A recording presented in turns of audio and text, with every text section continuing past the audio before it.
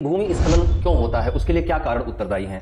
तो भूमि स्खलन के कारणों को अगर हम चर्चा में ले आए तो हम भूमि स्खलन के लिए दो प्रकार के कारणों को उत्तरदायी ठहराते हैं। एक को हम कहते हैं कि प्राकृतिक कारक है और दूसरे को कहते हैं कि मानवजनित कारक है। प्राकृतिक कारकों में हम उन कारकों को रखते हैं जो जिनका संबंध प्रकृति के होने वाली घटनाओं से है या प्रकृति जिसके लिए जिम्मेदार है, और मानवीय कारकों के अंतर्गत हम ऐसी क्रियाविधियों को रखते हैं, ऐसी कार्रवाइयों को रखते हैं जो मनुष्य द्वारा की जाती है और उनका प्रभाव भूस्खलन के रूप में हमें दिखाई देता है। पहले हम बात करेंगे प्राकृतिक घटनाओं की। प्राकृतिक घटनाओं में या प्राकृतिक कारकों में हमने सबसे पहली बात बताई कि भारी वर्षा एक बहुत महत्वपूर्ण कारक है। भूमि स्खलन का भारी वर्षा के कारण मिट्टी के भार में बढ़ोतरी हो जाती है और मृदा संतृप्त होकर अपना भार बढ़ा लेती है, जिसके कारण से गुरुत्वाकर्षणीय खिंचाव ज्यादा मात्रा में काम करने लगता है और ऊपर की चट्टानें बहकर नीचे की ओर गति करने लगती है। इसको हम लैंडस्लाइड की घटना कहते हैं। प्राकृतिक कारणों में दूसरा कारण महत्वपूर्ण है भूकंप।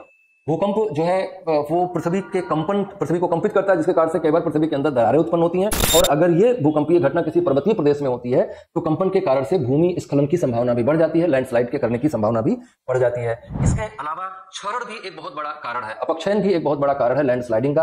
अगर धीरे धीरे करके मृदा का अपक्षयन या चट्टानों का अपक्षयन होता जाता है तो वो जो ढीला ढाला मटेरियल तैयार होता है वो प्रेशराइज करता है नीचे की ओर और एक बहाव निर्मित कर देता है, जिससे कि लैंडस्लाइड की घटना बढ़ती है। ज्वालामुखी विस्फोट भी अपने आप में एक लैंडस्लाइड ही है। ज्वालामुखी के कारण से लैंड टूटता है और उसके कारण से लावा का जमा होता है, वो भी लैंडस्लाइड को ट्रिगर करता है। तो प्राकृतिक कारणों में हम ज्वालामुखी विस्फोट, भूकंप, क्षरण और अधिक वर्षा को भूस्खलन के कारण के रूप में कंसीडर कर सकते हैं।